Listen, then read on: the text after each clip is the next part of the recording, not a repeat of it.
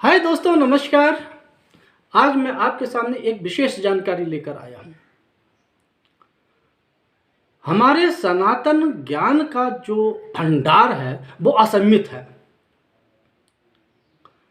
जितना भी इस में हम घुसते जाते हैं उतना ही हमें नई नई चीज़ें, नए नए रोचक विषयों के बारे में जानकारी मिलती चली जाती है।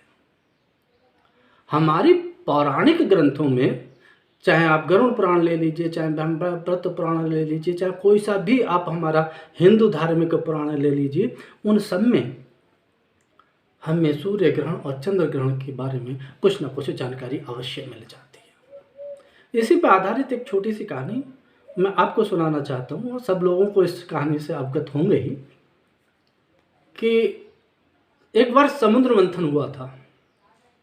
उस समुद्र मंथन से बहुत सारे रत्न निकले। उसमें से एक रत्न था अमृत रत्न। उस अमृत रत्न को पाने के लिए देवताओं में और असुरों में भयंकर युद्ध छिड़ गया। तब श्री हरि नारायण विष्णु ने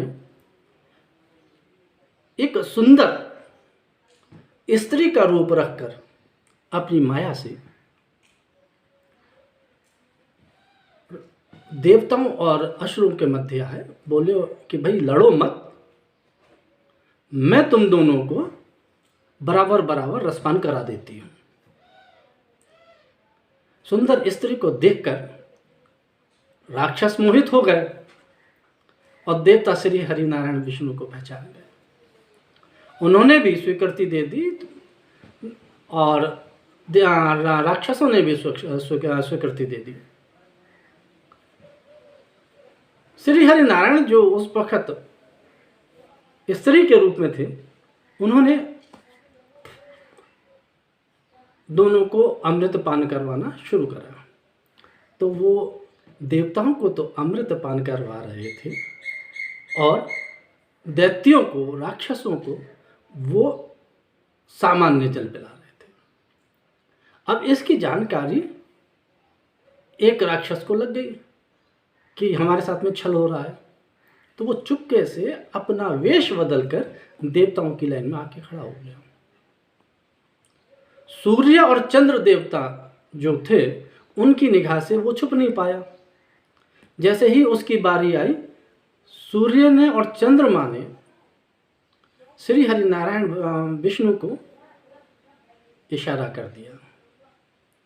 तभी भगवान अपने स्वरूप में वापस लौटे और उन्होंने उस दैत्य को अपने सुदर्शन चक्र से दो भागों में अलग कर दिया। चूंकि वो रसपान कर चुका था, उसके हलक से नीचे अमृत का पान उतर चुका था, इसलिए वो अमर हो गया। दो हिस्सों में बंटने के बाद भी वो जीवित रहा। जो ऊपर का हिस्सा था, सर वाला हिस्सा था, वो राहु कहलाया और नीचे का धड़ केतु कहलाया। लेकिन क्योंकि देवताओं की श्रेणी में वो आ चुका था, अजर अमर हो चुका था, इसलिए उसको देवताओं ने नक्षत्रों की श्रेणी में रख दिया। तो दोस्तों, उस राक्षस ने भगवान श्री हरि नारायण विष्णु से कहा कि वो चंद्रमा और सूर्य का ग्रहण करेंगे। तब भगवान श्री हरि नारायण विष्णु ने कहा कि भाई, चूंकि इन दोनों के ग्रहण कर लेने से षष्ठी के संचालन में समस्या आएगी, अतः आप इनको जो है नियमवार, तिथिवार ग्रहण कर सकते हैं। तो अमावस्या को सूर्य ग्रहण और पूर्णिमा को चंद्र ग्रहण पढ़ने का जो हमारा पौराणिक है, वो एक इस कहानी के माध्यम से परिलक्षित होता है। चूंकि ये कहानी है, मैं पहले भी अपने वीडियोस में आप लोगों को बता चुका हूँ कि हमारे ऋषि मुनियों ने अपना ज्ञान हमें मात्र सूत्रों के माध्यम से दिया। समझना हमें था। यह कोई वास्तविक शरीर की बात नहीं है, लेकिन जो खगोलीय घटना घटती हैं, उन खगोलीय घटनाओं के घटने का कारण भले से ही कहानियों में अलग दिखाई दे, लेकिन हाँ, हमारे सनातन ऋषियों को इन घटनाओं की जानकारी पूर्ण रूप से थी।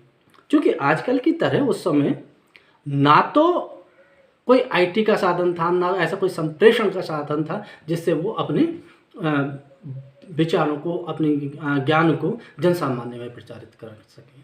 इसलिए मंत्रों के द्वारा, पूजा पाठ के द्वारा, कहानियों के द्वारा उन्होंने इसको एक सूत्र में बांधा और जनसामान्य में इसे प्रेषित करने का प्रबंध किया और जनसामान्य के लिए, संपूर्ण विश्व के कल्याण के लिए इसको प्रेषित किया।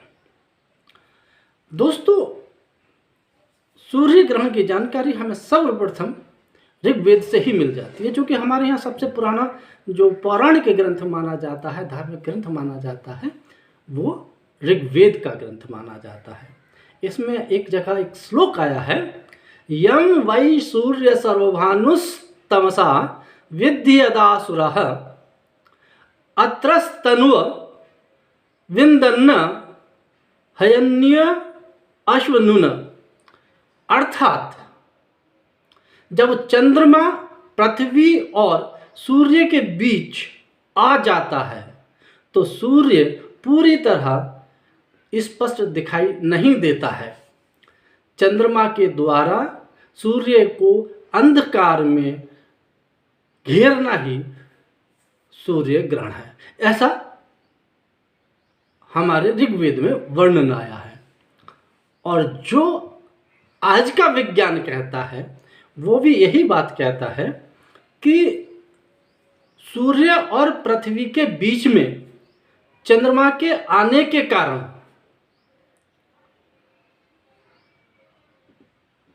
जो पृथ्वी पर प्रकाश आता है सूर्य का, वो प्रकाश आना बंद हो जाता है। वो प्रकाश जो है फिर चंद्रमा पर पड़ने लगता है और ऐसी स्थिति में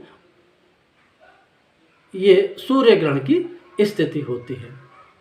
और अमावस्या को जो सूर्य ग्रहण पड़ता है उसमें तो आजकल के जितने वैज्ञानिक हैं अवसर की तलाश करते हैं, उन्हें नए नए खोजों का एक नया सूत्र मिलता है।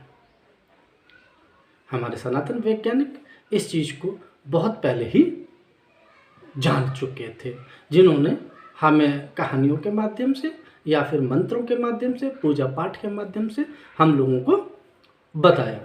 इसी तरीके से जो बात आई है, एक विद्वान हुए हैं पाश्चात्य विद्वान